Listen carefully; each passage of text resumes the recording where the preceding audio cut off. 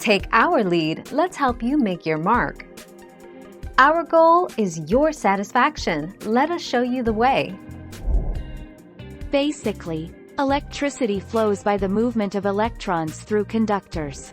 If a bird perches on a wire with 2 feet, there is no motivation to go through the bird's body, no lower voltage path to flow to, so electrons choose the path of least resistance and continue to flow along the wire.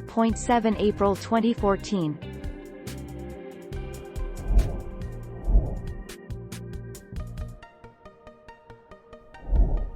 Take our lead. As the distance between the lines will usually be smaller than that between your feet and the ground, again no current will flow, and you will be safe.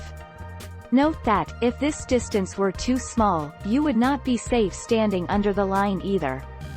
Your real problem will be to get down from the line. Thank you for watching. Please subscribe and hit the bell notification.